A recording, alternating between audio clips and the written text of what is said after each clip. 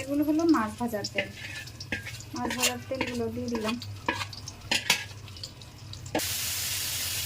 পেঁয়াজটা ভাজা হয়ে গেছে। এখানে হলুদ, মরিচ, আদা, রসুন, ধনে জিরে সব দেওয়া আছে। আজকে মাছ দিয়ে সবজি রান্না করবো। আর যেই কড়াইতে মাছগুলো ভেজেছিলাম এই কড়াইতে সবজিটা ভেজে নিচ্ছি। এই যে এখানে মূলা, আলু, শিম, এখানে 3টা সবজি আছে আর সাথে ফুলকপি দিব। এই সবজিগুলো একটু ভেজে নিলে সুন্দর ফ্লেভার আছে, এই জন্য মাছের তেলে এই সবজিগুলো ভেজে নিলাম আর কি। এখানে কাঁচা টমেটোর সাথে দিয়ে দিলাম। এখানে 3টা কাঁচা টমেটো দিচ্ছি।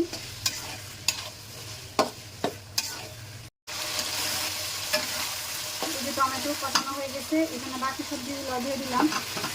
এখানে আছে শিম, আলু, টমেটো, মূলা, টমেটোটা আগে কষেছি, শিম, আলু, টমেটো, মূলা আর হলো ফুলকপি। এগুলো কিছুক্ষণ কষায় নিব।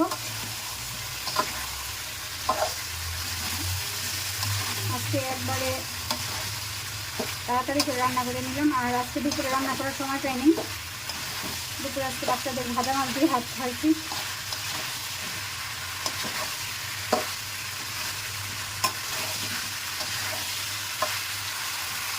রান্নাটা আজকে সন্ধ্যার পরে বসালাম।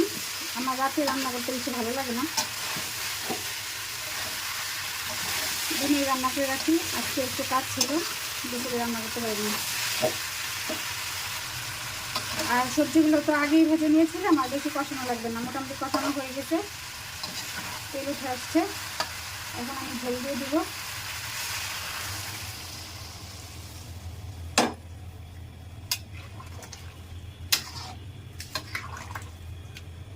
এখন মাছটাও দিয়ে দিব। আজকে তেলাপিয়া মাছ দিয়ে রান্না করব।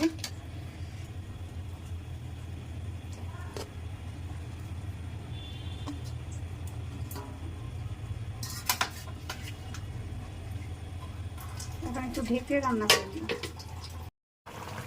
তরকারি হয়ে গেছে। এখন কাঁচামরিচ দিয়ে দিলাম। কাঁচামরিচগুলো আস্তে আস্তে দিয়েছি, কারণ এখানে অল্প একটু শুকনো মরিচ দিয়েছি। আবার ভেঙে দিলে, কাঁচামরিচগুলো চিড়ে দিলে এগুলো ঝাল বের হয়ে যাবে।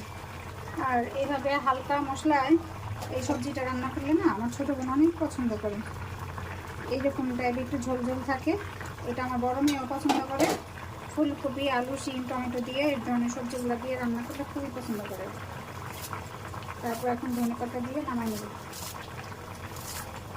আজকের ধনেপাতাগুলো মনে হয় তেমন একটা কেমন জানি ভালো না, হাইব্রিডের নেই মনে হচ্ছে, এর ফ্লেভার বেশি নাই। কী করবো, তারপরে দিলাম আর কি। কিন্তু তরকারিটা লবণ চেখে দেখলাম তো তরকারিটা ভালোই হয়েছে। তরকারিটা কেমন হয়েছে কমেন্ট করে জানাবেন। আল্লাহ হাফেজ।